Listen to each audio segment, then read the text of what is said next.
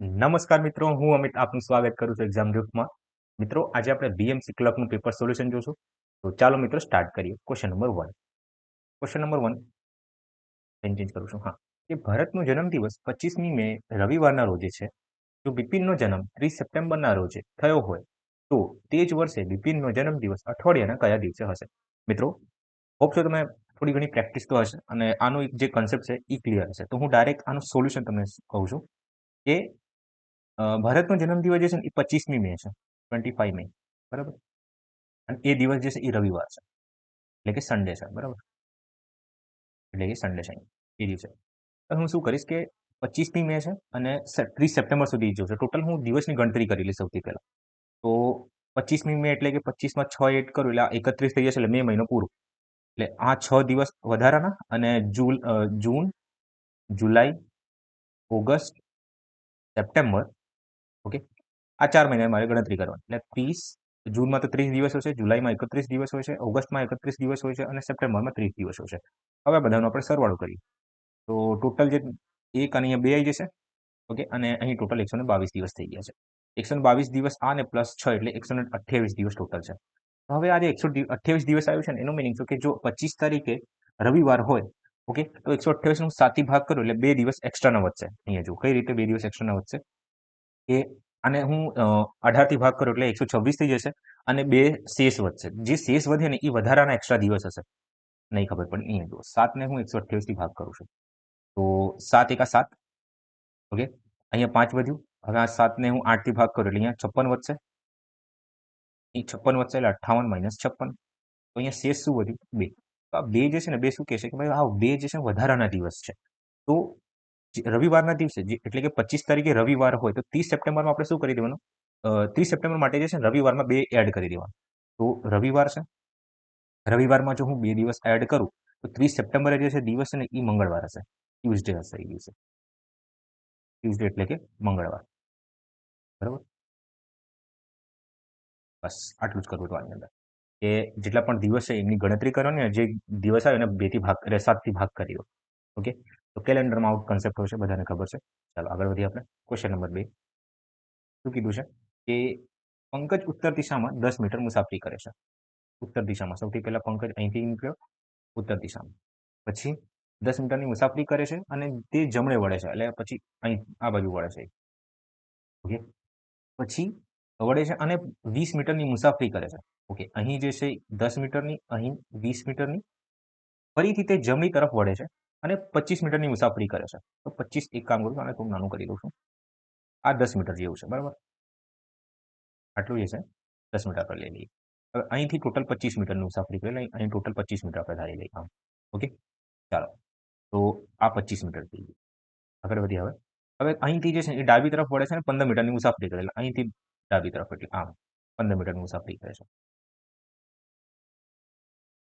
Okay. આ 15 મિનિટની મુસાફરી કરી, આ ટોટલ 15 મિનિટ 15 મીટર થઈ ગયું છે.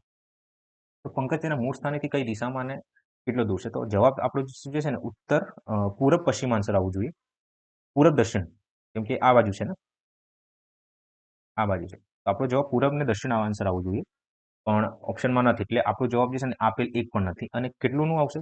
તો ડિસ્ટન્સ કેટલું કવર કર્યું હશે આમનું? તો અહીં જુઓ, આ ટોટલ 25 છે ને, તો 15 અહીં થઈ જશે ટોટલ, કેમ કે અહીં સુધી 10 હતું એટલે 15 પૂરેપૂરું. અને આમ જે છે ટોટલ 20, એટલે 20 ને 15 35, 35માં આ 15 છે અને આ ટોટલ 35 થઈ ગયું છે. હવે આપણે પાગો યુઝ કરવાનો હોય છે, તો પાગો એટલે પાયથાગોરસ, બરાબર, કેમ કે મારે આ ફાઇન્ડ કરવાનું છે. આ મારે ટોટલ ડિસ્ટન્સ ખબર પડશે આમથી. તો 15 એટલે 15નો સ્ક્વેર કરી દેવાનો, પછી 25 એટલે 35નો સ્ક્વેર કરી દો, ઓકે. અમે તમને સ્ક્વેર કાઢતા શીખવાડ્યું છે. 15નો સ્ક્વેર કેટલું થાય છે? 225 અને 35નો 12 25, આમને સરવાળો કરશો ને તમે લગભગ 50 અને 12 1450, 1450, રૂટ 1450 આપણો જવાબ આવશે. અને આન્સર જે છે કઈ દિશામાં છે? તો પૂર્વ અને દક્ષિણ દિશામાં, ઓકે. સાઉથ ઈસ્ટ કહી શકીએ છીએ આપણે, સાઉથ ઈસ્ટમાં છે. ચાલો આગળ વધીએ આપણે. આમાં આપેલ એક પણ નથી જવાબ આવે. નેક્સ્ટ ક્વેશ્ચન, કે એક વેપારી 1 કિલોગ્રામને બદલે 1250 ગ્રામ દર્શાવતા વજન કાંટાનો ઉપયોગ કરે છે. જો વધુમાં તે મૂળ કિંમતથી 20% જેટલો વધારો અંકિત કિંમત રાખે છે તો નફાની ટકાવારી કેટલી રહેશે? મિત્રો સૌથી પહેલા હું તમને બેઝિકથી શીખવાડું, પછી જે ઇઝી વેમાં હોઈ શકે, જે શોર્ટ અપ્રોચ હોઈ શકે એ હું તમને શીખવાડું છું. અહીંયા જુઓ, એક વેપાર ધારો કે 1 ગ્રામ જે છે ને 1 ગ્રામ, 1 ગ્રામનું મૂલ્ય 1 રૂપિયા બરાબર છે. કેટલા રૂપિયા બરાબર? 1 રૂપિયા બરાબર. તો અહીં 1 કિલોગ્રામ છે. કેટલા કિલોગ્રામ છે? 1 કિલોગ્રામ છે. તો 1 કિલોગ્રામ એટલે શું થાય છે?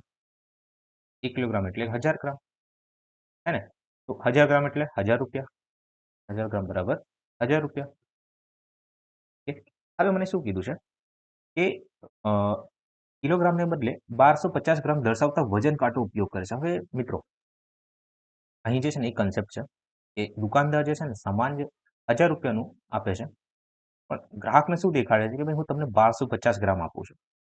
1250 ગ્રામ આપું છું, પણ સામાન કેટલાનું આપે છે? એ ખાલી 1000 ગ્રામનું સામાન આપે છે. ઓકે, તો ગ્રાહક માટે કોસ્ટ પ્રાઇસ કઈ થઈ હશે? આ આવી 1250. ઓકે, ગ્રાહક માટે કોસ્ટ પ્રાઇસ 1250 હશે, પણ આના માટે સેલિંગ પ્રાઇસ કઈ છે? દુકાનદાર માટે આ 1250 સેલિંગ પ્રાઇસ થઈ જશે. અને આ શું છે? આના માટે કોસ્ટ પ્રાઇસ છે, એટલે કે પડતર કિંમત કહેવાય આને.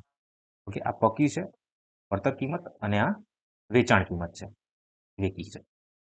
ઓકે, પકી અને વેકી. હવે શું કીધું છે આગળ મને કે વધુમાં તે મૂળ કિંમતથી 20% જેટલો વધારો અંકિત કિંમત રાખે છે. હવે મિત્રો અહીંયા જુઓ, આ 1250 ગ્રામ જે છે ને 1250 ગ્રામ કસ્ટમર માટે તો સેલિંગ કોસ્ટ પ્રાઇસ હશે, એટલે કસ્ટમરને તો આ જ દેખાડશે ને 1250 ગ્રામ મને મળે છે. હવે આના ઉપર જે છે ને આનો કહેવાનો મિનિંગ એવું થાય છે કે 1250 ગ્રામ ઉપર આ 20% વધારાનું દેખાડે છે. તો 1250 જે છે 20%ની વેલ્યુ જે છે ને આપણને ખબર છે કે શું હોય છે? 1/5 હોય છે. હવે 5 જે છે ને એ કોસ્ટ પ્રાઇસ દેખાડે છે, એટલે કે પડતર કિંમત દેખાડે છે, અને 1 ઉપર વધારો કરીએ એટલે 5 થી વસ્તુ 6 થઈ જાય છે. ઓકે, તો આ સીપી છે અને આ એસપી થઈ જશે, કોસ્ટ પ્રાઇસ અને સેલિંગ પ્રાઇસ, એટલે પડતર કિંમત અને વેચાણ કિંમત. તો 5ની જે કિંમત છે ને એ 6 છે, તો આને દર્શાવવું તો આ રીતે દર્શાવી શકું છું કે 5 બરાબર 1250, તો 6 બરાબર કેટલું? તો તમે સોલ્વ કરશો એટલે તમારો જવાબ કેટલું આવી જશે? 5 થી કાપો એટલે 5 થી 50 વારમાં, અને 50 6 5 થી કાપ્યું અહીંયા 25 આવશે. આઈ થિંક અહીં 25 આવશે અને 250 લીધું એટલે 250 ગુણ્યા 6 એટલે ટોટલ આપણો જવાબ 1500 આવી ગયો. બરાબર, તો આ રહ્યું 1500 રૂપિયા અલગથી લેશે. તો શું કીધું છે મારે કે તો નફાની ટકાવારી કેટલી હશે? મિત્રો, દુકાનદાર માટે તો વેચાણ કિંમત 1000 ગ્રામ જ આપે છે. હવે 1000 ગ્રામને બદલે કસ્ટમર કેટલું દેખાડે છે? 1500 ગ્રામ. કસ્ટમરથી પૈસા કેટલા લેશે? 1500 ગ્રામનું પૈસા લેશે. 1000 ગ્રામ દેખાડી 1500 નું પૈસા લેશે, એટલે ટોટલ પ્રોફિટ કેટલાનું થયું છે? 500 નો પ્રોફિટ થયો છે. હવે આ 500 નો પ્રોફિટ કેટલા ઉપર? 1000 ઉપર. 1000 ગુણ્યા 100 કરી દો. ઓકે, કાપો. હા, તો આપણો જવાબ જે છે ને શું આવ્યું? 50%. આ જસ્ટ મેં સમજાવ્યું છે તમને કે આ રીતનું કંઈક થાય છે. હવે બેસ્ટ એપ્રોચ જે છે ને શું કરી શકો છો તમે આમાં? અહીંયા જુઓ, બીએ લખું છું, બેસ્ટ એપ્રોચ. તો એકચ્યુઅલી શું હોય છે આમાં કે જે એક પાઇપલાઇન મેથડ હોય છે આની અંદર. ધારો કે 1000 ગ્રામ જે છે ને 1000 ગ્રામ 1000 ગ્રામને બદલે 1250 ગ્રામ આપે છે કસ્ટમરને આપે છે. બરાબર, તો એકચ્યુઅલી શું છે એ કોસ્ટ પ્રાઇસ કેટલાની છે? દુકાનદાર માટે એ 1000 ગ્રામ છે, પણ દેખાડે કેટલા? પૈસા કેટલાનું રહેશે? 1250 ગ્રામનું પૈસા લેશે. ઓકે, ચાલો નેક્સ્ટ આ થઈ ગયું. પછી શું કીધું છે મને કે 20%નો વધારો કરે છે. આ 1250 ઉપર છે ને કેટલાનો વધારો કરી દેશે? 20%નો વધારો કરી દેશે. તો આ 5ની વસ્તુ જે છે ને એ 6 માં આપે છે. આનું મિનિંગ એવું થાય છે. ઓકે, હવે આને ફર્ધર આપણે સોલ્વ કરીએ તો 5 થી કપાઈ જશે એની જ વસ્તુ. આ 0 25 25 પંચા અને 25 ચોક. ઓકે, અને 5 થી 5 કપાઈ ગયું. તો મારે અહીંયા છેલ્લે શું વધ્યું છે? 6/4. હવે આને સાદુરૂપ આપી દો, ના આપું તોય વાંધો નથી, પણ આ શું દેખાડે છે મને કે આ મારી કોસ્ટ પ્રાઇસ હતી, આ મારી સેલિંગ પ્રાઇસ હતી, એટલે કે આ મારી પડતર કિંમત હતી અને આ મારી વેચાણ કિંમત હતી. બરાબર, તો 4ની વસ્તુને હું 6 માં વેચું એટલે પ્રોફિટ કેટલાનું થયું છે મારે? 4ની વસ્તુનું 6 માં વેચું એટલે પ્રોફિટ મારે 2 રૂપિયાનું થયું છે, એટલે કે 2 યુનિટનું થયું છે મારે. ઓકે, અને હું 4 થી આને ભાગ કરી દઈશ, તો 2 એકા 2, 2 ગુણ્યા 100 કરીએ એટલે મારો જવાબ કેટલાનો આવશે? 50%. ઓકે, પૂરું. આ હતું કન્સેપ્ટ. ઓકે, ચાલો મિત્રો આગળ જોઈએ આપણે કે એક ટાંકી એક નળ દ્વારા 15 કલાકમાં ભરી શકાય છે. ટાંકીના તળિયે રહેલ લીકેજના લીધે ટાંકી ભરવામાં 5 કલાક વધારે લાગે છે. આ તો સાવ સહેલું છે, અને હોપ સો તમે પ્રેક્ટિસ કરી હશે થોડી ઘણી. તો એક ટાંકીને હું નામ આપું છું કે આ ટાંકી છે ને તમારે ટી આપી દઉં છું. ઓકે, ટી જે છે ને એટલે ટાંકી જે છે, અચ્છા નળ છે. ઓકે, નળને હું એન લખી દઉં છું. આ જે નળ જે છે ને એ 15 કલાકમાં ભરી દેશે. અને ટાંકીના તળિયે રહેલા લીકેજ, હવે લીકેજને હું એલ કરી દઉં છું. લીકેજ સાથે ટાંકી ભરવામાં 5 કલાક લાગે છે. એનું મિનિંગ શું કે લીકેજ પણ થાય છે અને જોડે જોડે છે ને ટાંકી ભરાય છે ખરી. ઓકે, લીકેજ પણ થાય છે અને નળ જે છે ટાંકીને ભરે છે. તો એલ પ્લસ એન લખી દેવાનું આપણે, એલ પ્લસ એન. ઓકે, આપણું લીકેજ છે, અને આ નળ આપણે છે, બરાબર. અને આ રીતે દર્શાવ્યું છે. તો આમ કરીએ તો ટોટલ ટાઈમ કેટલો લાગે છે? 5 કલાક વધારે લાગે છે. એટલે 15 કલાક તો લાગશે જ, પણ જોડે જોડે વધારે એટલે 5 એડ કરી દઈએ આપણે, ઉમેરી દઈએ તો 20 કલાક થાય છે ટોટલ ટાઈમ, બરાબર. હવે કાંઈ નથી, લસા લઈ લો. લસા લઈશું આપણે તો 15 ને 20 નું જે છે એ 60 આવે છે. ઓકે, એજ કરું છું. 60 આવે છે. તો આમને ટાઈમ કેટલું લાગશે? આમની એફિશિયન્સી કેટલી આવી જશે? કાર્યક્ષમતા આમની. તો 15 ને ભાગ કરી એટલે અહીંયા 4 આવશે અને અહીં જે છે 3 આવશે. 3 આવશે. આ 4 મને શું દેખાડે છે કે નળ તો 4 ની એફિશિયન્સીથી એટલે 4 ની કાર્યક્ષમતાથી ભરે છે ટાંકીને. તો આ લીકેજ જે છે ને કેટલી કાર્યક્ષમતા જોડી ખાલી કરતો હશે કે જેથી મારો જવાબ 3 આવી જાય છે? તો તમે કહેશો કે સર 4 છે અને અહીંયા -1 ના એફિશિયન્સીથી એ ખાલી કરે છે. એટલે તો જ મારો જવાબ 3 આવશે ટોટલ. ઓકે, તો બસ તો લીકેજની જે કાર્યક્ષમતા છે એ કેટલી આવી જશે? -1. અને ટોટલ શું કીધું છે મને કે આખા આ લીકેજને કારણે તે કેટલા કલાકમાં ખાલી થશે? ખાલી લીકેજને કારણે કેટલા કલાકમાં ખાલી થશે એવું કીધું છે મને. તો આ લાઈનનું વાંચું છું. ઓકે, તો હું શું કરીશ કે ટોટલ ભરવાનું કેટલું હતું? કાર્ય કેટલું હતું? 60 કે 60 લીટર હશે કે 60 લીટરની ટાંકી હશે. હવે આને ખાલી કરવામાં લીકેજ -1 ની એફિશિયન્સીથી ખાલી કરશે આને. -1 શું દેખાડે છે કે લીકેજ થઈ રહ્યું છે. ઓકે, આ લીકેજ દેખાડશે, ઘટાડો થઈ રહ્યો છે. બસ આને 1 થી ભાગ કરી દઈશ, મારો જવાબ શું થઈ જશે? 60. 60 આવર્સ, 60 કલાક, બરાબર. ચાલો આગળ વધીએ આપણે. રાઈટ ઓપ્શનમાં છે. આ મિત્રનો રાઈટ જવાબ છે. એક માલવાહક ટ્રેન ચોક્કસ સમય અને નિશ્ચિત ગતિથી એક સ્ટેશન છોડે છે. 6 કલાક પછી એક એક્સપ્રેસ ટ્રેન તે સ્ટેશનથી માલવાહક ટ્રેનની દિશામાં 90 કિલોમીટરની સરળ અચળ ઝડપે ગતિ શરૂ કરે છે. ઓકે, ઠીક છે. કે આ ટ્રેન માલવાહક ટ્રેનને 4 કલાકમાં પસાર કરે છે. તો માલવાહક ટ્રેનની ઝડપ કેટલી હશે? ચાલો મિત્રો, સૌથી પહેલા આપણે જોઈએ. એક ટ્રેન છે, એક માલવાહક ટ્રેન છે. ઓકે, આમ નીકળે છે. તો આ ટ્રેન, આને હું એમ થી ડિનોટ કરું છું. અને હું એમ થી ડિનોટ કરું છું. માલવાહક ટ્રેન છે, ચોક્કસ સમય છોડે છે અને 6 કલાક એટલે હું ધારી લઉં છું કે 6 કલાકની અંદર જે છે લગભગ આટલું ડિસ્ટન્સ કંઈક કવર કર્યું હશે 6 કલાકમાં. ઓકે, હવે આગળ શું કીધું છે મને કે એ એક્સપ્રેસ ટ્રેન તે જ સ્ટેશનથી, આ સ્ટેશનથી એક્સપ્રેસ એટલે ઈ લખી દઉં છું. આ નીકળે છે અને માલવાહક ટ્રેનની દિશામાં 90 કિલોમીટરની કલાકની અચળ ઝડપે ગતિ શરૂ કરે છે. ઓકે, 90 કિલોમીટરની સ્પીડે ચાલે છે આ ભાઈ. ઓકે, 90 કિલોમીટર છે. અને 4 કલાકમાં આ પસાર કરે છે. કોને? આ માલવાહક ટ્રેન 4 કલાકમાં આને પસાર કરી દે છે. એનું મીનિંગ શું કે આની જે એક્સપ્રેસ વાળી જેની સ્પીડ છે ને એ વધારે છે. આટલી વસ્તુ તો આપણને ખબર પડી ગઈ છે. ઓકે, તો બસ સિમ્પલ છે કે આ 90 જે છે 4 કલાકમાં ક્રોસ કરે છે ને તો ટોટલ સૌથી પહેલા અંતર કેટલું કાપ્યું હોય ને એ આપણે શોધવાનું, બરાબર. ટ્રેનના દાખલો આવે તો ખાલી 3 વસ્તુ હોય છે આની અંદર. એક તો તમને સ્પીડ શોધવાની હોય, ના હોય તો સ્પીડ ઉપર કામ કરો. જો સ્પીડ આપી હોય અને અંતર આપેલું છે તો આપણે સમય ઉપર સમય શોધવાનું હોય એવું કંઈક તમને આપી દેશે. અને સ્પીડે આપે, સમય આપે તો તમને અંતર શોધવાનું કહી દેશે. ઓકે, આ હિડન મિનિંગ હોય છે. ના કહીને તો આપણે સમજી જવાનું કે આટલી વસ્તુ આપણે શોધવાની હોય છે આની અંદર. અને એક વસ્તુ દેખાઈ ગઈ છે. સૌથી પહેલા હું જો આમાં અંતર શોધી લઉં તો મારો દાખલો આરામથી સોલ્વ થઈ જશે.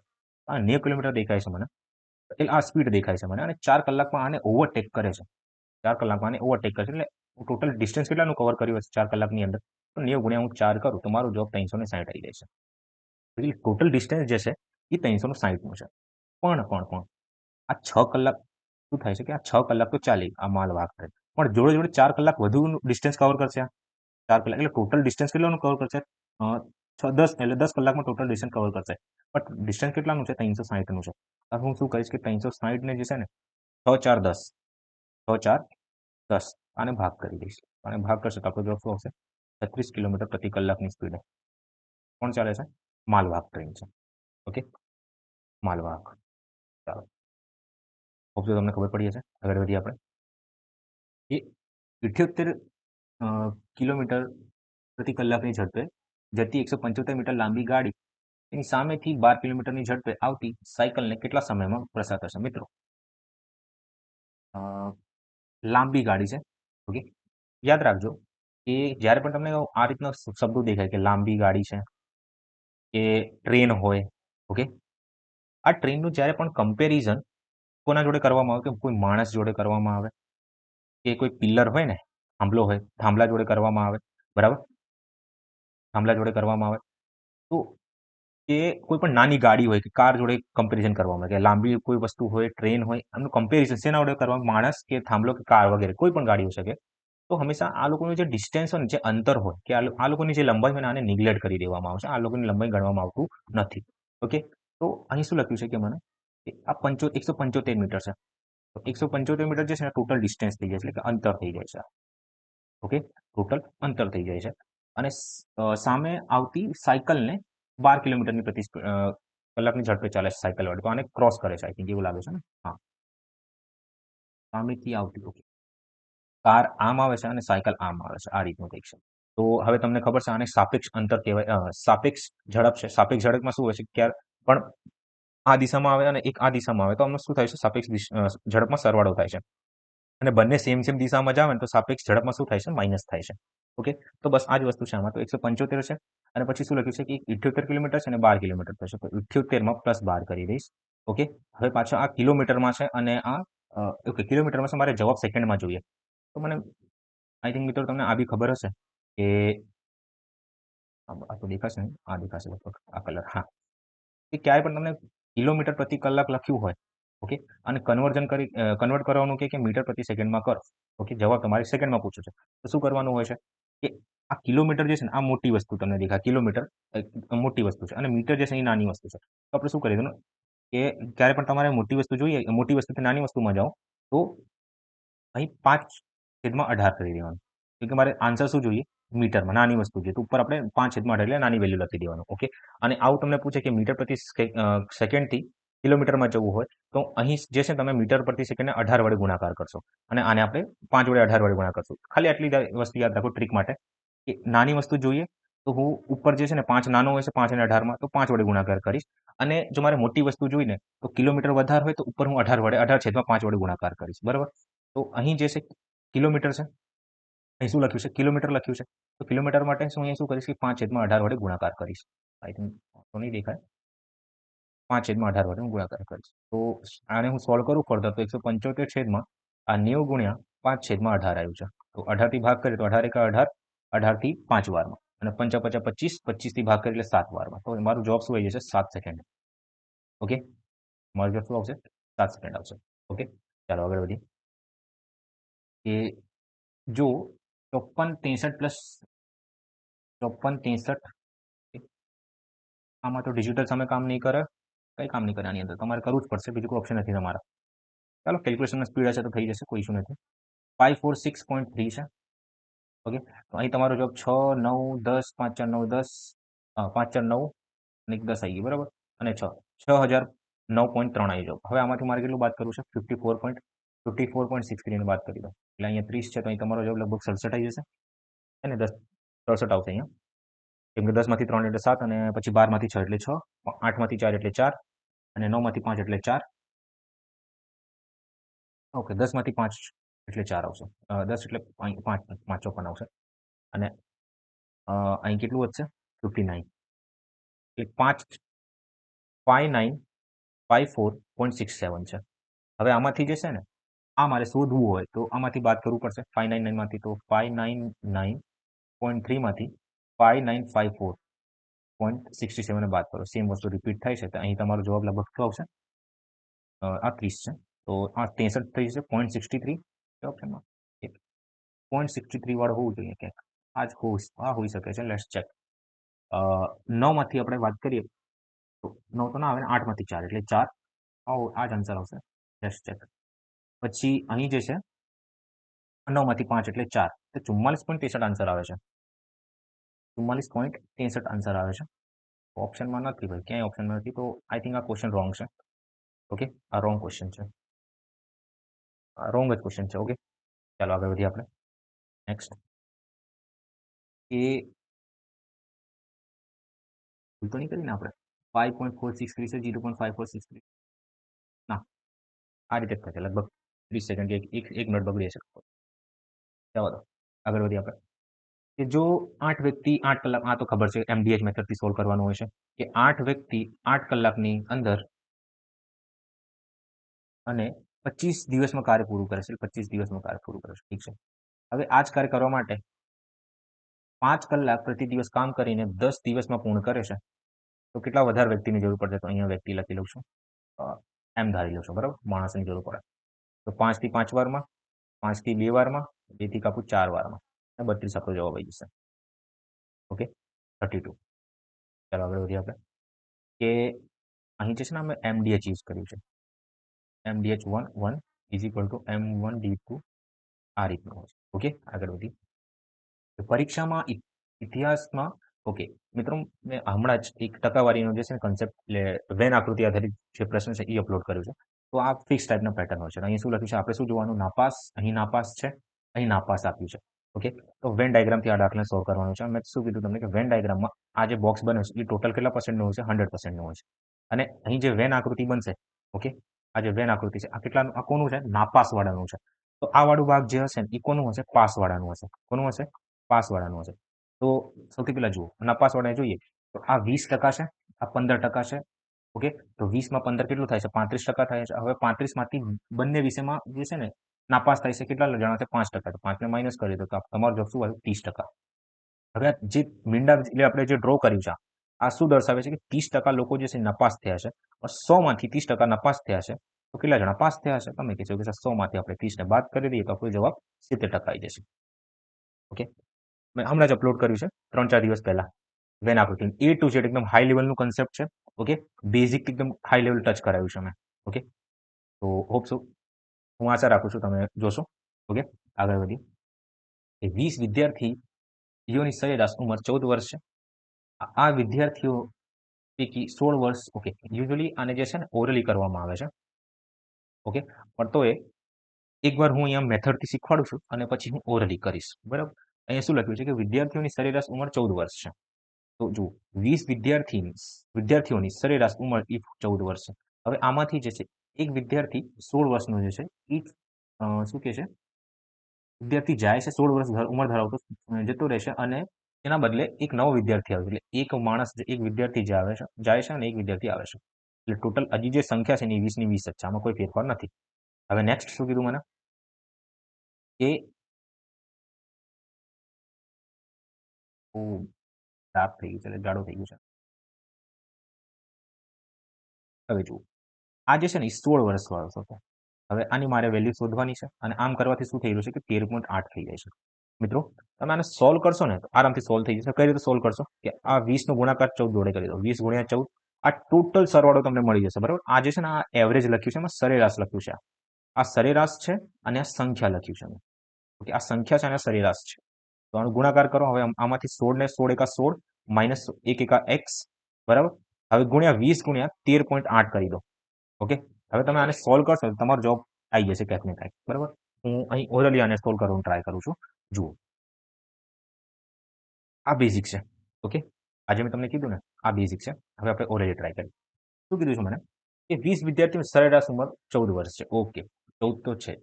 હવે આગળ શું કીધું છે કે આ વિદ્યાર્થી પૈકી 16 વર્ષની ઉંમર ધરાવતો એક વિદ્યાર્થી જાય છે, અને તેના બદલે એક નવો વિદ્યાર્થી આવે છે. ઓકે મિત્રો, આ 16 વર્ષ વાળો જે છે ને, 16 વર્ષ વાળો એ જતો રહ્યો છે. ઓકે, એ જાય છે, અને જે એક નવો વિદ્યાર્થી આવે છે આનામાંથી શું થાય છે, 13.18 થઈ જાય છે. તો પેલા જે મારે એવરેજ હતી એ 14 હતી. હવે આમાંથી 13.8 થઈ જશે, 18 નહીં 13.8 થઈ જશે. તો કેટલાનો ઘટાડો થયો છે એવરેજમાં, સરેરાશમાં? તમે કહેશો કે 0.2 નો ઘટાડો થયો છે. 0.2 નો ઘટાડો થયો છે. હવે હું તમને એમ કહું કે આ 16 વર્ષ વાળો જે વિદ્યાર્થી ગયો છે, બરાબર, અને જે આવ્યો હોત, જે નવો વિદ્યાર્થી હશે એની ઉંમર પણ 16 વર્ષ હોત, તો સરેરાશમાં કોઈ ફેરફાર થાત? ના, નહીં થાત. જે પહેલા સરેરાશ હતી એ આજે હમણાં પણ હોત, બરાબર. પણ આ જે છે ને કંઈક ઓછું લઈને આવ્યો હશે. 16 વર્ષ કરતા કંઈક ઓછું વજન લઈને આવ્યો છે, કે ઉંમર વાળો હશે એ આવ્યો છે, બરાબર. એનાથી શું થાય છે કે સરેરાશ ઓછી થઈ જાય છે. તો હું શું કરીશ કે 0.2 જે છે ને, આ 0.2 નો ઘટાડો જે છે કેટલા ઉપર થાય છે, 20 ઉપર થાય છે. 20 ઉપર થાય છે, અને સોલ્વ કરીશ એટલે મારો જવાબ શું આવે છે, 4.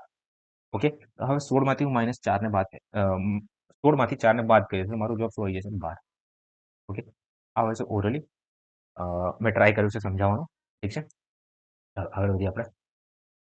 એક મિશ્ર ધાતુ, બે ધાતુઓ તાંબુ અને શું લખ્યું છે, જસત, અને 4:9 ના પ્રમાણમાં એકત્ર કરવાથી પ્રાપ્ત થાય છે. તો જો આ તો બહુ સહેલું છે. 4:9 આપ્યું છે.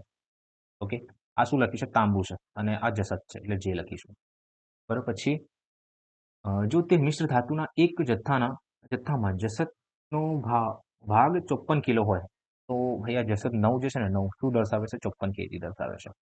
તો જથ્થાનું વજન કેટલું હશે? તો પૂરેપૂરું વજન કેટલું છે? 13 છે. તમે 13 નો મલ્ટિપલ જોઈને સોલ્વ કરી શકો છો, પણ અહીંયા 2 આપ્યું છે ના, 78 કિલો આવશે. પૂરું થઈ ગયું. પણ ઠીક છે. 13 નો મલ્ટિપલ જોઈને તમે સોલ્વ કરી શકો છો. બાકી સોલ્વ કરો તમને શીખવાડું. તો 9 ની વેલ્યુ જે છે ને એ 54 છે. તો જુઓ કે આ 9 54 નું કેટલું ગણું દેખાય છે તમને? તમે કહેશો કે 6 ગણું દેખાય છે. તો આ 7 જે 7 4 જે છે આ કેટલું ગણું હશે? 6 ગણું હશે. તો 6 ચોક 24 કરી દો. તમે આનો સરવાળો કરશો ને તમે, તો જવાબ શું આવશે? 78 આવશે. કાં તો આ તમારું 6 ગણું હોય તો આનો સરવાળો પણ શું હશે? 6 જ ગણું હશે. તો આને 6 વડે ગુણાકાર કરી દો. ઓકે, આ રીતે કરી શકો છો. 13 નું મલ્ટિપલ જોઈને દાખલો સોલ્વ કરી શકો છો તમે. બરાબર, આ હોય છે એપ્રોચ. હવે આગળ વધીએ આપણે. આ ક્વેશ્ચન વાંચો કે P A D Q D M R. Okay, ઠીક છે. અ, મુખ રાખીને વર્તુળની આસપાસ બેઠા છે. ડી એ ટી ની ડાબી બાજુથી ત્રીજો છે. ઓકે, કામ કરીએ.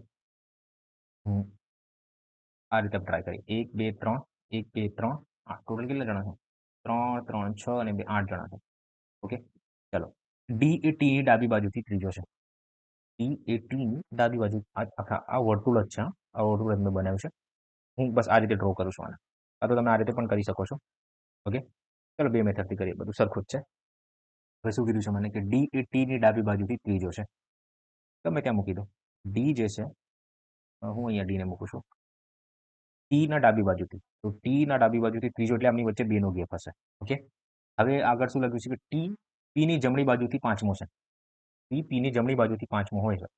ઓકે, તો પી ની જમણી બાજુ એટલે 1 2 3 4, આમની વચ્ચે 5 જણા હશે. આ રીતનું કંઈક હશે. ઓકે, પાંચમો એટલે આમની વચ્ચે 4 નો ગેપ હશે. આગળ શું લખ્યું છે કે એ બી ની જમણી બાજુ ત્રીજો છે. એ જે છે ને બી ની જમણી બાજુ ત્રીજો છે. આના વિશે કંઈક આપ્યું નથી, પણ આગળ કંઈક આપ્યું છે કે બી ડી ની જમણી બાજુ બીજો છે. બી ડી ની જમણી બાજુ બીજો. આમની વચ્ચે 2 નો ગેપ છે. તો અહીંયા બી આવશે. હવે એ ને પકડી લો. એ બી ની જમણી બાજુ ત્રીજો છે. તો બી ની જમણી બાજુ આમ 2 નો ગેપ હશે એટલે અહીંયા એ આવી જશે. પૂરું થઈ ગયું. હવે ક્યુ એમ ની ડાબી બાજુએ ક્યુ જે છે ને એમ ની ડાબી બાજુમાં છે. તો એમ અહીંયા હોય તો ક્યુ ક્યાં આવશે? અહીંયા આવશે. કેમ કે અહીંયા એમને મૂકું તો ડાબી બાજુ તો પોસિબલ નથી કે 2 નું ગેપ આવી જશે. એટલે આ અહીંયા જ બનશે આ. બરાબર, તો જે કઈ વધ્યું, હવે કોણ વધ્યું છે? આર. આર ને અહીંયા મૂકી દો. શું પૂછ્યું એમાંથી કે ડી ની જમણી બાજુ બીજો કોણ છે? ડી ની જમણી બાજુ બીજો કોણ છે? બી છે. બી આપણો જવાબ આવશે. ઓકે, ચાલો આમાં જોઈ લે. આઈ થિંક આમાં તમને કન્ફ્યુઝન લાગ્યું હશે, તો આ રીતે આપણે કરી જોઈએ. સેમ જ છે, કોઈ ચેન્જીસ નથી. બરાબર, શું લખ્યું છે કે સૌથી પહેલા ડી જે છે આમની વચ્ચે 2 નો ગેપ છે. ટી ની ડાબી બાજુ છે. ટી ની ડાબી બાજુ છે. ઓકે, તો અહીંયા લખી દઉં છું કે ટી ને 2 છોડી છે. ટી એ ટી ની ડાબી બાજુ ત્રીજો છે. ટી ની ડાબી બાજુથી ત્રીજો છે. તો ટી ની ડાબી બાજુ ત્રીજો એટલે અહીંયા ડી આવશે. હવે નેક્સ્ટ શું લખ્યું છે કે ટી પી ની જમણી બાજુએ પાંચમો છે. તો ટી અને પી વચ્ચે જે છે ને 4 નો ગેપ હશે. અને પાછા પી ની બાજુથી એટલે પી અહીંયા ક્યાંક હશે. તો 1 2 3 4, તો જ આપણે આના જમણે બનશે આ ટી. ઓકે, કેમ કે પાંચમો એટલે 4 નો ગેપ આપણે જોવાનું હોય છે. અને એ બી ની જમણી બાજુ ત્રીજો છે. આના માટે મારે ડી ની જરૂર પડશે. તો ડી ની જમણી બાજુ બીજો છે. ડી ની જમણી અહીંયા બી આવશે. અને ભાઈ આ બી જમણે છે ત્રીજો છે. આમની વચ્ચે ડી નો ગેપ એટલે 2 નો ગેપ થશે આમની વચ્ચે. બસ પૂરું થઈ ગયું. આગળ શું લખ્યું છે કે ક્યુ એમ ની ડાબી બાજુએ બીજો છે. હવે એમ ની ડાબી બાજુ જો, તો જો એમને અહીંયા મૂકું તો અહીં પોસિબલ નથી. હવે એમને જો હું અહીંયા મૂકું તો જ મારે ડાબી બાજુ મળશે. ઓકે, કેમ કે બધા અંદર બાજુ મૂક રાખે છે. અહીંયા કી હોય જશે અને છેલ્લે આર બાજુ. એ જ ક્વેશ્ચન છે. હવે ડી ની જમણી બાજુ બીજો કોણ છે? ડી ની જમણી બાજુ એટલે કે આ બાજુ કોણ છે? ડી દેખાય છે. ઓકે, ચાલો આગળ વધીએ. પી એ ક્યુ ની પી જે છે એ ક્યુ ની ક્યુ નો એકમાત્ર પુત્ર છે. માફ કરજો, ક્યુ નો એકમાત્ર પુત્ર છે. ડી એ બી ની માતા છે. ડી જે છે એ બી ની માતા છે. ડી જે છે એ બી ની માતા છે. ક્યુ નો જે ક્યુ ની પુત્રવધુ છે. ક્યુ ની પુત્રવધુ છે. તો પુત્રવધુ ખાલી માટે આ જ હોઈ શકે છે. ડી એ પુત્રવધુ છે. અહીંયા બી આવશે. શું લખ્યું છે મને કે તો બી એ ડી નું શું થાય છે? તો આનો મિનિંગ શું થાય છે? ડી જે છે ને ડી બી ને શું બોલાવશે? ડી જે છે બી ને શું બોલાવશે? તો ભાઈ આ કોઈ ઓપ્શન નથી, કંઈ આપ્યું નથી મને કે શું કહેવાય મેલ છે કે ફિમેલ. બરાબર, તો આન્સર આપણું ડી આવવું જોઈએ આની અંદર, કે નિશ્ચિતપણે ના કહી શકાય. ઓકે, ચાલો આગળ વધીએ આપણે. કે એક દુકાનદાર એક ગ્રાહકને 10,000થી વધારાની ખરીદી પર 15% ડિસ્કાઉન્ટ આપવાનો વાયદો કરે છે. તે ગ્રાહક રૂપિયા 12,000ની ખરીદી કરે છે. ઓકે, 12,000ની ખરીદી કરી, પણ દુકાનદાર હવે જે છે ને દગો કરે કે 12% ડિસ્કાઉન્ટ આપે છે. તો તો ગ્રાહકનું કેટલાનું નુકસાન થયું હશે? તો સિમ્પલ યાર, આ 12% આપવાનું કીધું અને એટલે 15% આપવાનું કીધું હતું અને હવે 12% આપે છે. તો જુઓ તફાવત કેટલાનો હશે? 3%. ઓકે, તો બસ પૂરું થઈ ગયું. 12,000 નું 3% કાઢી લો તો 12 તરી 36 થાય છે. એટલે 360 આપણો જવાબ આવી જશે. ના ફાવે તો આ રીતે કરી લો. 3% તો 3/100 અને ભાગ કરો. 120 તરી 360 થાય છે. પૂરું. ઓકે, આસાન હે. આગળ વધते हैं. જુઓ, 120 મીટર લાંબી ટ્રેન એક થાંભલાને 12 સેકન્ડમાં પસાર કરે છે અને બીજી ટ્રેન જેની લંબાઈ એની એ જ છે પણ વિસ્તૃત શું લખ્યું છે? વિરુદ્ધ દિશામાં મુસાફરી કરે છે. તો પ્રથમ ટ્રેનને 8 સેકન્ડમાં પસાર અચ્છા જે પ્રથમ ટ્રેન હતી એને 8 સેકન્ડમાં પસાર કરે છે. તો બીજી ટ્રેનની ઝડપ શોધો. ઓકે, કાંઈ નથી કરું છું. 120 મીટર જે છે, હવે મારી વાત સાંભળો. ટ્રેનની કોઈ લંબાઈ હશે, ટ્રેન 1 છે આની કોઈ લંબાઈ હશે. ઓકે, અને ટ્રેન 2 જે છે ને એની પણ કોઈ લંબાઈ હશે અને પાછા આ બે જે છે ને એકબીજાના વિરુદ્ધ દિશામાં ચાલે છે. એકબીજાના વિરુદ્ધ દિશામાં ચાલે છે. તો આવા કેસ માટે કન્સેપ્ટ હોય છે અને ટાઈપ આઈ થિંક ખબર નહીં કઈ ટાઈપ છે, ટાઈપ 5 ટાઈપ 3 કરીને છે. કે આપણે ને આ લોકોની જે લંબાઈ છે બે ટ્રેનની લંબાઈ L1 પ્લસ L2 કરી દેવાનું, બરાબર. કેમ કે એકબીજાની જે અંતર છે એકબીજાની લંબાઈ કાપશે. ઓકે, વિરુદ્ધમાં જશે તો L1 L2 થઈ જશે અને આ બેની જે ઝડપ જે છે ને વિરુદ્ધ દિશામાં તો સરવાળો કરી દેવાનો છે. તો આની જે ઝડપ S1 અને S2 થઈ જશે અને જે ટાઈમ જે છે ને એ શોધવાનો છે કાં તો પહેલાથી આપેલું હશે. ચાલો જોઈએ. તો જોઈશું આપ્યું છે. ટોટલ 120 120 એટલે 240. 120 પ્લસ 120 બે ટ્રેનની લંબાઈ થઈ જશે. હવે એકની ઝડપ મને આપેલી છે. કેટલી આપી છે આ લોકોએ? 20 મીટર ટ્રેનને અચ્છા એક થાંભલાને 12 સેકન્ડમાં કાપે છે. હવે થાંભલાની લંબાઈ આપણે થોડી જોવાની હોય છે. તો અહીંયા 120 લખીશ. 120 ને જે છે ને 12 થી ભાગ કરીશ એટલે એકની જે છે 10 આપી છે મને. બીજાની મારે શોધવાની છે. પછી કલાકમાં શોધવાની છે. પહેલા હું શોધી લઈશ, મીટરમાં શોધી લઈશ. હું કલાકમાં કરી લઈશ. બરાબર. તો આ 10 છે, આ x છે. ઓકે, વિરુદ્ધ દિશામાં ચાલે છે એટલે આમ કરવાથી શું થાય છે કે 8 સેકન્ડમાં પસાર કરી લે છે. એટલે ટોટલ મારો જવાબ શું? 240. 240 બરાબર 8 કરી દઉં છું અને 10 પ્લસ x નહીં લીધું આવશે. ઓકે, આને ફર્ધર સોલ્વ કરું છું તો મારો જવાબ 30 આવી જશે. 30 બરાબર 10 પ્લસ x એટલે x બરાબર 20 આવી ગયું છે મારે. ઓકે, x ની સ્પીડ કેટલી આવી? 20. હવે આ 20 ને કન્વર્ટ કરી દો. શું પૂછ્યું છે મારે? મીટર પ્રતિ સેકન્ડમાં જવું છે. મીટર પ્રતિ સેકન્ડમાં જવું છે. ઓકે, મીટર પ્રતિ સેકન્ડથી કિલોમીટરમાં જવું છે મારે પ્રતિ કલાકમાં. તો ભાઈ તમે નાની વસ્તુથી મોટી વસ્તુમાં જવું છે, બરાબર. તો ઉપર શું આવશે? મોટી વસ્તુ એટલે 18/5. ઓકે, તો આને 18/5 વડે ગુણાકાર કરી દો. 18/5 5 થી 4 વારમાં 18 72 72 કિલોમીટર પર આવર હોવું જ જોઈએ. હા, ડી આન્સર આવશે. ઓકે, આગળ વધીએ આપણે. એક માણસ કુલ 10 કલાકની મુસાફરી કરે છે. મુસાફરીના પ્રથમ 4 કલાક દરમિયાન તેની ઝડપ 21 કિલોમીટર પ્રતિ કલાક હોય છે. પ્રથમ 4 કલાક ટોટલ જે છે 10 કલાકનું કરે છે. આમાંથી પ્રથમ 4 કલાક જે છે ને એ 21 કિલોમીટર પ્રતિ કલાકની સ્પીડે જાય છે અને બાકીના સમય એટલે 6 કલાક જે છે એ 34 કિલોમીટર પ્રતિ કલાકની સ્પીડે જાય છે. તેની મુસાફરીની સરેરાશ થાય. સરેરાશ ફોર્મ્યુલા શું છે કે ટોટલ સ્પીડ એટલે એવરેજ સ્પીડ મારે શોધવાની છે. સરેરાશ ઝડપ મારે શોધવી છે. ફોર્મ્યુલા શું કહે છે મને કે ટોટલ ડિસ્ટન્સ છેદમાં ટોટલ ટાઈમ. ઓકે, તો ટોટલ ડિસ્ટન્સ જે છે ને એ 21 × 4 કરવાથી અને 6 × 34 કરવાથી મને મળશે. કેમ કે આ ટાઈમ આપ્યું છે અને આમ આ સ્પીડ આપી છે. તો આ બેનું ગુણાકાર કરવાથી જ મને ડિસ્ટન્સ કેટલા અંતર મળશે. તો અહીં 84 આવી જશે અને 6 તરી 18 અને 6 તરી 18 પછી 6 ચોક 24 પછી 88 આન્સર આવશે. 34 × 6 કરી તો 6 ચોક 24 થાય છે અને 6 તરી 18 માં 2 20 થાય છે. 204 થાય છે. 204 204 એડ કરે તો મારો 288 આન્સર આવશે ટોટલ. હા, બરાબર છે. 288 આવશે. તો અહીંયા ડાયરેક્ટ 288 લખું છું. ઓકે, ટોટલ ડિસ્ટન્સમાં 288 અને ટોટલ ટાઈમ જે છે એ 10 કલાક લાગે છે. તો મારો જવાબ 28.28 28.8 આન્સર આવશે. ઓકે, ચાલો આગળ વધીએ. જો P ના 12% એ Q ના 6% જેટલા હોય, P ના 12%, તો એમ તો તમે લોજિક લગાડી શકો છો પણ બેઝિકથી જોઈએ સૌથી પહેલા. P ના 12% ના એટલે આપણે ગુણાકાર કરવાનો હે ને. P ના 12% એ Q ના 6% જેટલા છે. બસ P અને Q ની વેલ્યુ તમને મળી જશે. ટકાથી કપાઈ જશે. ઓકે, એટલે 100 કપાઈ જશે અને 6 × 6 6 દૂ.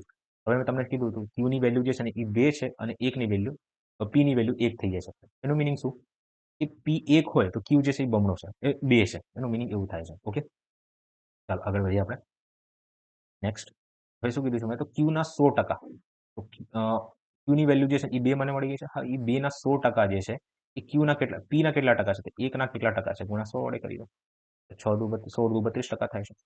ઓકે, હા, તો આ રીતે પણ તમે કહી શકો છો કે પીના 12% એ ક્યુના 6% છે. એટલે ક્યુ જે છે ને ક્યુ એ પીથી બમણો છે, 2 ગણું છે. પી જે છે એ ક્યુથી 2 ગણું છે, બમણો છે. તો ભાઈ ક્યુના 100% કેટલા હશે? તો પીના તમે કહેશો સર અહીં ક્યુ બમણો છે તો એનું મીનિંગ છે કે એ 32% હશે. આમ પણ બમણો જ ગણાશે. ઓકે. ના ખબર પડી તો કઈ વાંધો નથી, પણ આ રીતે તમે સોલ્વ કરી શકો છો. ઓકે. આ 32% આપણો જવાબ આવશે. નેક્સ્ટ જુઓ કે એક વિમાન 240 કિલોમીટર પ્રતિ કલાકની ઝડપે ઉડીને 5 કલાકમાં ઓકે. સૌથી પહેલા મને આ દેખાઈ ગયું કે સ્પીડ આપી છે અને ટાઈમ છે. સૌથી પહેલા હું ડિસ્ટન્સ શોધી લઈશ. તો 240 ગુણ્યા હું 5 કરું એટલે મારો જવાબ કેટલો આવશે? 24 પંચા 120 એટલે 1200 મારો જવાબ આવશે. ટોટલ ડિસ્ટન્સ કવર કરે છે. હવે આ ડિસ્ટન્સને છે આ અંતરને 192 મિનિટમાં કાપવાનું હોય. 192 મિનિટ આપ્યું છે મને. તો 1 મિનિટમાં 1 કલાકની અંદર મને ખબર છે કે 60 મિનિટ થાય છે. તો 192 એટલે શું? તો 192 છેદમાં 60 કરી દેવાનું એટલે છેદનો છેદ અંશ બની જાય એટલે ગુણ્યા 60 થઈ જાય છે. આ સમજાવવાનું ના હોય, જાતે કરવાનું છે, પણ મેં વિડીયો એટલા માટે જ બનાવું છું કે તમને ખબર પડે. બરાબર? ચાલો. તો હવે ભાગ કરીએ આપણે. તો આ મને 192 દેખાયું. તો સૌથી પહેલા હું એક કામ કરું, 6 થી ભાગ કરી દઉં તો 6 તરી 18 અને 6 દુ 12. 6 થી 10 12માં. ઓકે. ચાલો હવે આને હું 32 છે ને તો ડાયરેક્ટ 32 થી કપાશે નહીં. હું ડાયરેક્ટ 8 થી ભાગ કરું છું. અને 8 થી ભાગ કરું એટલે અહીંયા 4 આવી જશે. અને 8 થી ભાગ કરું એટલે 15 × 120. 15 × 120 અને અહીંયા 150 આવી જશે. બસ હવે 4 છે, પોસિબલ નથી. તો આને 2 થી કાપો એટલે અહીં 75 આવી જશે. 75 ગુણ્યા અને આને 2 થી ભાગ કરો એટલે 5 આવી જશે. એટલે 75 પંચા 375 થાય છે. 375 થાય છે. 375 આન્સર આવશે. ઓકે. નેક્સ્ટ જુઓ કે એ રેશિયો, અરે બહુ અઘરું છે. એ છેદમાં બી અને બી છેદમાં સી. આ રીતે લખ્યું આપણે. શું કીધું છે? 2 અને 3 પછી 4 અને 5. હવે આ 2 છે, આ 3 છે, આ 4 એટલે અહીંયા બી છે, અહીંયા બી છે. અહીં બી 3 છે અને અહીં બી 4 છે. હવે ક્યાં કરે? 4 છે અને 3 છે. આને 12 બનાવી દો. શું બનાવશો? 12. તો આને છે 3 થી ગુણાકાર કરી દો અને આ 4 થી ગુણાકાર કરો. હવે અહીં તમે 4 થી ગુણાકાર કરો તો આને 4 થી ગુણાકાર કરવું પડશે. આને 3 થી ગુણાકાર કરવું પડશે. તો એ બરાબર તમારે 12 આવી ગયું છે. બી બરાબર તમારે 12 નહીં આવે, એ બરાબર 8 આવી ગયું છે. અને એક જ જગ્યા દેખાયો 8 તો મારો જવાબ આવી ગયો, પણ આપણે સોલ્વ કરી શકીએ રીતે મજા આવે છે. 4 તરી 12 અને સી એટલે 5 તરી 15. ઓકે. હવે આ રીતે ના કરવું હોય તો તમે આ રીતે પણ કરી શકો છો. અહીં એ લખ્યું, અહીં બી લખ્યું, અહીં સી લખ્યું. એ થી બી નો રેશિયો એટલે ગુણોત્તર શું છે? 2:3 છે. અને બી થી સી નો ગુણોત્તર શું છે? 4:5 છે. અહીં અમે 5 લખ્યું, અહીં અમે 3 લખ્યું, અહીં અમે 4 લખ્યું. બરાબર? अब ક્યાં કરે? 4 દુ 8, 4 તરી 12, 5 તરી 15. પૂરું થઈ ગયું છે. બરાબર? આગળ જઈએ આપણે. હવે એક છોકરી 8 છોકરીઓ A B C D F G H ઉત્તર તરફ મુખ રાખીને પંક્તિમાં બેઠી છે. સી અને ડી બંને પંક્તિના કોઈ છેડા પર બેસતા નથી. સી અને ડી જે છે ને કોઈ પણ પંક્તિના છેડા પર બેસતા નથી. ચાલો અહીંયા સોલ્વ કરીએ આપણે.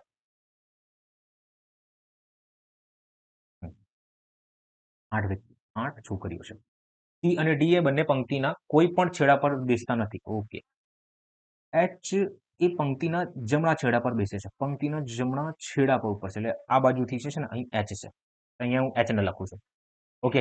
અને ડી અને એફ વચ્ચે માત્ર ઈ છે. ડી અને એફ વચ્ચે માત્ર ઈ બેસે છે. તો અહીંયા આ રીતે હોઈ શકે છે, કાં તો એફ અહીંયા હશે ને ડી આ રીતનું હશે. પણ ડી જે છે એ છેડે નથી. ઓકે. ખાસ આપણે છેડે નથી, ખાસ ધ્યાન રાખવાનું છે. એફ અને એચ વચ્ચે માત્ર જી છે. ઓકે. એફ અને એચ વચ્ચે અહીં એફ છે, એફ અને એચ વચ્ચે માત્ર જી છે. તો અહીંયા જી અને એચ આ રીતનું હોઈ શકે છે. અહીં એફ છે ને તો અહીં જી અને એચ આ રીતનું કંઈક હોઈ શકે છે. ઓકે. ચલો પોસિબિલિટી આપણે તૈયાર કરી લીધી. આગળ વધીએ આપણે. સી અને એ બંને બી ના નજીકના પાડોશી છે. સી અને એ જે છે ને, સી અને એ બી ના પાડોશી એટલે બી જે છે એ વચમાં છે. એટલે આ રીતનું કોઈક હોઈ શકે છે, કાં તો આ રીતનું હશે. ઓકે. બી વચમાં હશે, સી અને એ એકબીજાની જગ્યા ઇન્ટરચેન્જ હોઈ શકે છે પોસિબિલિટીમાં. ચાલો સોલ્વ કરીએ હવે. તો અહીં મને એચ દેખાય છે. એચ છેડા ઉપર છે તો અહીંથી સ્ટાર્ટ કરું છું. અહીંયા જી લખું છું, અહીં હું એફ લખું છું, અહીં હું ઈ લખું છું, અહીં હું ડી લખું છું. ઓકે. તો આ પોસિબિલિટી લઈને ચાલુ છું. આમાં મારો જવાબ આવી જાય તો વેલ એન્ડ ગુડ, ના હોય તો બીજામાં જોઈશું. પણ હવે મારે શરૂઆત અહીંથી કરવું પડશે, તો આ પોસિબલ નથી એમ થાય. કેમ કે H G F H D આ સળંગ છે, તો આ પોસિબલ નથી. આ જ આન્સર હોઈ શકે છે. ઓકે. હવે નેક્સ્ટ જુઓ કે સી છેડે નથી. તો અહીં ટોટલ કેટલા જણા થઈ ગયા છે? 3 ને 2 5 જણા અહીંયા થઈ ગયા છે. ઓકે. હવે 8 જણા છે ને, તો વધારે આન્સર આવવું જોઈએ, પણ ઠીક છે, જોઈએ હમણાં. હવે ક્યાં કરે? સીબીએ અને DFG છે, CBA છે ને એક મેન્શન હોવું જોઈએ એમાં. D અને F વચ્ચે માત્ર E બેસે છે. D અને E વચ્ચે માત્ર આ બેસે છે. ઓકે, C અને D બંને પંક્તિના છેડા ઉપર નથી. ઓકે, તો લેટ્સ ચેક. હવે અહીંયા કંઈક આન્સર આવશે કે CBA અહીંયા લખું, CBA આને આ રીતે લખું. શું આ જવાબ હોઈ શકે છે? ના, આ નથી. કેમ ના હોઈ શકે? કેમ કે શું લખ્યું છે કે આ બંને છેડા ઉપર નથી, તો C છેડા પર ના હોવું જોઈએ. તો એનું મીનિંગ કે આ જ આન્સર આવશે. A, B, C હશે આ રીતનું. હું આ પોસિબિલિટી લઈને ચેક કરું છું. તો ABC મારો જવાબ આવી જશે. આ તો ટાઈમ ટેકિંગ હતું પણ ઠીક છે. લગભગ 1 મિનિટ જશે તમારો. તો ABCDEFG એક મારો જવાબ આવી ગયો છે. D H ની ડાબી બાજુએ ચોથો છે. D H ની ડાબી બાજુએ ચોથો છે. H ની ડાબી બાજુ ચોથો છે. Yes, absolutely right. This is correct. Next, D અને B નો નજીકનો પાડો છે. D જે છે B ના ભાઈ, દૂર દૂર સુધી કોઈ લેવા દેવા નથી એમના. તમારો જવાબ એ આન્સર. આગળ વધતે હે. એક ઘડિયાળ દરરોજ 15 મિનિટ આગળ થઈ જાય છે અને ઘડિયાળને બપોરે 12 કલાકે મેળવવામાં આવે છે. તો ઘડિયાળ આગલા દિવસે સવારે 4 વાગે શું સમય દર્શાવશે? ઘડિયાળ વાળો છે. ચલો જોઈએ. એક ઘડિયાળ દરરોજ 15 મિનિટ આગળ થઈ જાય છે. એનું મીનિંગ શું કે આ ઘડિયાળ જે છે ને 24 કલાકની અંદર, એક દિવસનો દરરોજ એટલે કે એક દિવસ જે છે, એક દિવસની અંદર એ 15 મિનિટ આગળ થઈ જાય છે. એટલે 24 કલાક, એક દિવસમાં 24 કલાક હોય છે. ઓકે, 24 કલાકની અંદર આ 15 મિનિટ આગળ થઈ જાય છે. હવે અહીંયા શું લખ્યું છે કે જો ઘડિયાળને 12 કલાકે એટલે બપોરે બપોરે 12 કલાકે બપોરે 12 કલાકે સેટ કરવામાં આવે છે, બરાબર? 12 વાગે છે સેટ કરી દેવામાં આવે છે, એકદમ કરેક્ટ ટાઈમ એટલે આપણે સેટ કરીએ છીએ, એકદમ રાઈટ ટાઈમ, બરાબર? કરેક્ટ ટાઈમ આપણે સેટ કરીએ છીએ. આનું કહેવાનું મિનિંગ એવું થાય છે. જોઈએ આગળ. તો શું થાય છે કે શું પૂછ્યું મારાથી કે આગળના 4 વાગે, આગળના દિવસ સવારે 4 વાગે, મોર્નિંગના 4 વાગે શું સમય દર્શાવશે એવું મને કીધું છે. ઓકે મિત્રો, આ 12 વાગે આપણે સેટ કર્યું. ઘડિયાળ જે છે ને 24 કલાકની અંદર 15 મિનિટ આગળ વધી જાય છે. 15 મિનિટ આગળ વધી જાય છે. તો બપોરે 12 વાગે સેટ કર્યું તો રાત્રે 12 વાગે પેલું ટાઈમ દર્શાવશે. રાત્રે 12 વાગે તમે કહેશો સર 12 થી 12 એટલે 12 કલાકનો ટાઈમ થઈ ગયો છે ટોટલ. 12 કલાક થઈ ગયો છે. ઓકે, અને આ 12 PM છે એટલે બપોરનું છે અને સવારનું 12 AM છે. હવે નેક્સ્ટ સવારના 4 વાગે એટલે 4 કલાકની અંદર 4 કલાક એટલે કે અહીં 4 AM આવી જશે. ટોટલ ટાઈમ કેટલું ગયું છે આમાં? 16 કલાક. 16 કલાકમાં કેટલું ઘડિયાળ જે છે ને કેટલી આગળ વધી હશે એ મારે શોધવાનું છે. ઓકે, આનું મિનિંગ એવું થાય છે ક્વેશ્ચનનું. તો 24 કલાકમાં 15 મિનિટ, આઈ થિંક આ ત્રિરાશિ જેવું થઈ ગયું છે. 24 કલાકની અંદર 15 મિનિટ આગળ વધે છે. તો બસ મને એમ કહું કે 16 કલાકમાં કેટલા કલાક આગળ વધશે? તો ભાઈ 24 ક્રોસ ગુણાકાર કરી દો કે 16 ગુણ્યા 15 છેદમાં 24. અલગ પેનથી લખું છું જેથી ખબર પડે તમને. 15 ગુણ્યા 16 છેદમાં 24. તો 8 થી કાપો, આ 2 વારમાં અને આ 3 વારમાં અને 5 વારમાં. તો મારો જવાબ 10 આવી જશે. ઓકે, 10. તો 10 મિનિટ આગળ વધશે. તો આન્સર જવાબ મારે 4 વાગે મારે જોવું તો 4 વાગ્યાની જગ્યાએ સમય શું દેખાડશે? 4 વાગ્યાને 10 મિનિટ દેખાડશે મને. ઓકે, તો એ આન્સર આવશે. કારણ કે તમે ઓરલી સોલ્વ કરી શકો છો મને કે 24 અને 15 છે ને, તો આ લગભગ આનું કેવું દેખાય છે? 24 અને 16 લગભગ 2/3 છે. આ 2/3 છે તો આનું પર 2/3 હશે. 15 નું મારે 2/3 જોવાનું, બરાબર? આ રીતે પણ તમે કરી શકો છો. જરૂર નથી. જેમાં કમાન્ડ હોય ને એ જ વસ્તુ યુઝ કરો. ઠીક છે, આગળ વધીએ આપણે. નેક્સ્ટ, એક બસ કોઈ પણ રોકાણ વિના સરેરાશ 70 કિલોમીટરની ઝડપે ચોક્કસ અંતર કાપે છે અને રોકાણ સાથે તે સમાન અંતર 50 કિમી કલાકની ઝડપે કાપે છે. તો તે પ્રતિ કલાક સમય કેટલો છે?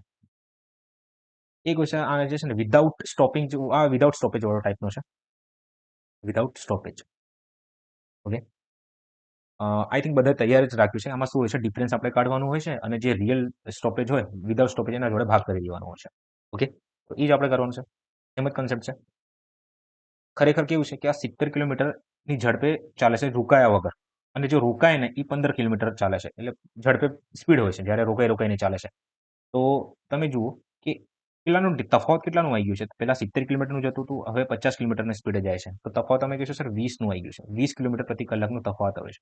એનું મિનિંગ શું કે જ્યાં 1 કલાકની અંદર, જ્યાં પહેલા 1 કલાકની અંદર એ 70 કિલોમીટરનું ડિસ્ટન્સ કાપતો હતો, હવે રોકાઈ રોકાઈને ચાલે ને તો હવે 1 કલાકની અંદર જે છે એ 20 કિલોમીટરનો તફાવત થઈ જાય છે. કેટલાનો તફાવત થઈ જશે? 20 કિલોમીટરનો તફાવત થઈ જાય છે. બસ તો અહીંયા 20 લખી દેવાનું આપણે અને શું કહેવાય? બસ આ 20 કિલોમીટર આવ્યું. હવે 70 વડે ભાગ કરી દેવાનો છે. ત્યારે રોકાયા વગર ચાલે તો એનું ડિફરન્સ શું આવશે? એનો ગુણાકાર 60 વડે કરી દો. 60 વડે કેમ કર્યું? કેમ કે મારે મિનિટમાં પૂછ્યું છે. તો અહીંયા હું 60 મિનિટ કરી દઈશ. ઓકે, સોલ્વ કરશો એટલે 6 દુ 1200 એટલે 120/7. 120/7 એટલે 16 સિત્તા 112 થાય છે. 16 સિત્તા 112 તો 16 પોઈન્ટ સમથિંગ મારો જવાબ આવશે. 16.84. આ તો ડાયરેક્ટ ફોર્મ્યુલા જોઈશે કે એક without stoppage minus with stoppage છેદમાં વિધાઉટ સ્ટોપેજ. તો વિથ સ્ટોપેજ કેટલું છે? 70 છે. માઇનસ સ્ટોપેજ વાળું કેટલું છે? 50 છે. છેદમાં વિથ સ્ટોપેજ એટલે 70 ગુણ્યા 60 વડે ગુણાકાર કરી દો. અહીંયા 60 કરી દેવાનું હશે. ઓકે, ચાલો તો સોલ્વ કરશો. અહીંયા 20/70 નહીં દેખાશે. અહીંયા 20/70 ગુણ્યા 100 તો નથી 60 છે. ઓકે, સોલ્વ કરશો તો તમારો જવાબ સેમ જ આવશે. આગળ વધીએ આપણે. યાદ રાખવાનું હશે આને. ઓકે, અહીંયા જુઓ કે દર 10 બાળકોની સરેરાશ ઉંમર 12 વર્ષ છે. તેમાં નવા 5 બાળકો ઉમેરાતા તમામ બાળકોની સરેરાશ ઉંમર 13 વર્ષ થઈ જાય છે. સેમ કન્સેપ્ટ, કોઈ ચેન્જીસ નથી આમાં કે 10 બાળકોની જે સરેરાશ છે એ 12 છે. હવે 5 બાળકો નવા ઉમેરાયા, એડ થયા.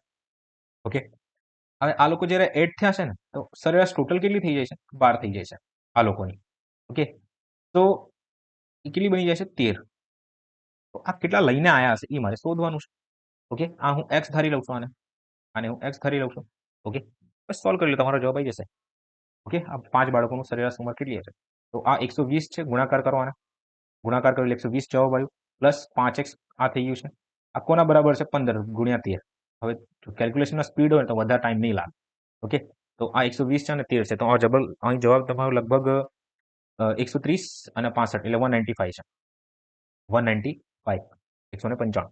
હવે 120 માંથી 195 બાદ કરો, તમારો જવાબ લગભગ 75 આવશે. હવે 75 માંથી 75 બરાબર 5x છે, તો x બરાબર 15 આવી જશે. તો આ લોકોનો જે જવાબ છે ને એ 15 આપણો જવાબ છે. ચાલો હવે આને આપણે ઓરલી કરીએ. બરાબર, શું લખ્યું છે કે 10 બાળકોની સરેરાશ ઉંમર 12 વર્ષ છે. તેમાં નવા 5 બાળકો ઉમેરાતા તમામ બાળકોની સરેરાશ ઉંમર 13 વર્ષ થઈ જાય છે. તો નવા આવેલ બાળકોની સરેરાશ ઉંમર કેટલી છે? મિત્રો, હું તમને એમ કહું કે જો આ 5 બાળકો હતા, બરાબર, પેન ચેન્જ કરું છું, આ જે 5 બાળકો છે, ઓકે, આ 5 બાળકો 12 ઉંમર લઈને આવ્યા હોત, 12 ઉંમર જ લઈને આવ્યા હોત, બરાબર, તો શું સરેરાશમાં કોઈ ફેરફાર થાત? ન થાત. પણ અહીં શું થાય છે કે આ લોકો 12 તો લાયા, 12 તો આ લોકોને લાવવાનું જ હતું, પણ જોડે જોડે કંઈક વધારાની ઉંમર લઈને આવ્યા છે, જેથી શું થઈ રહ્યું છે કે ટોટલ સરેરાશમાં જે છે ને 1નો વધારો થઈ જાય છે. એ સરેરાશ ટોટલ પહેલા 12 હતી ને હવે 13 થઈ જાય છે. ઓકે, એટલે એનું મિનિંગ શું કે કંઈક વધારાના લોકો લઈને આવ્યા છે. તો હવે શું કરીશ કે 12 થી 13 થાય છે, એટલે 1નો વધારો થઈ છે સરેરાશની અંદર. હવે આપણે જોવાનું કે કેટલા જણા ઉપર થાય છે, તો 15 જણા ઉપર થાય છે ટોટલ. તો 10 બાળકો અને પ્લસ 5 15 જણા ઉપર થાય છે. ઓકે, હવે આ 15નો વધારો થયો છે. હવે આ જે 15નો વધારો થયો છે ને, આપણે શું કરવાનું કે 5 વડે ભાગ કરી દેવાનું. કેમ 5 વડે ભાગ કરવાનું? કે 5 બાળકો હતા, બરાબર, તો 5 થી ભાગ કરી શું જવાબ આવ્યો? 3 પ્લસ 3નો વધારો આપણે જોવા મળે છે. એનું મિનિંગ કે આ જે 5 બાળકો છે, 12 તો લાયા હતા, પણ જોડે જોડે 3 વધારાની ઉંમર લઈને આવ્યા છે. એનું મિનિંગ શું કે આ લોકોને ટોટલ સરેરાશ જે છે ને 5 બાળકોની એ 15 વર્ષ છે. પૂરું થઈ ગયું. ઓકે, બી આપણો જવાબ. હોપ સો તમને ખબર પડી હશે. હવે આગળ વધીએ આપણે. એક માણસ પાસે 20 પૈસા અને 25 પૈસાના કુલ મળીને 124 સિક્કા છે. 124 સિક્કા છે. જો તે સિક્કાઓની કુલ કિંમત 28 હોય તો 20 પૈસાના કુલ કેટલા સિક્કા હશે? જો એઝ અ એક્ઝામ એપ્રોચ હું વાત કરું ને, એક્ઝામમાં હું ડાયરેક્ટ આ ટાઈપના ક્વેશ્ચન સિક્કાવાળાની વાત કરું છું. હું એસએસસીમાં એ જ કરું છું કે એસએસસી ને બેન્કિંગ ગમે તે પેપર હોય, આવા ટાઈપના જ્યાં પણ મને ઇક્વેશન વાળું લાગે ને કે આ ઇક્વેશન ટાઈપનો ક્વેશ્ચન હોય, ઇક્વેશન વાળો જેટલા પણ ક્વેશ્ચન હોય કે સમીકરણ બનાવવાળા ક્વેશ્ચન હોય ને, ટ્રાય કરવાનું કે 90% જેટલા ક્વેશ્ચન હશે ને એ તમારા ઓપ્શનથી સોલ્વ થઈ જશે. ઓકે, તો હું અહીં જઈને ઓપ્શનને યુઝ કરીશ ને, ઘણી મેથડ હોઈ શકે છે આને સોલ્વ કરવાની, પણ યુઝ્યુઅલી જે એક્ઝામ એપ્રોચ છે ને એ આપણે શીખવાનું હોય, બરાબર. તો આ વસ્તુને હું ઓપ્શનથી ટ્રાય કરીશ સોલ્વ કરવાનું. તો એક માણસ પાસે 20 પૈસા અને 25 પૈસાના કુલ મળીને 124 સિક્કા છે. તો અહીંયા 20 પૈસા, અહીંયા 25 પૈસા. ઓકે, તો આ નંબર છે.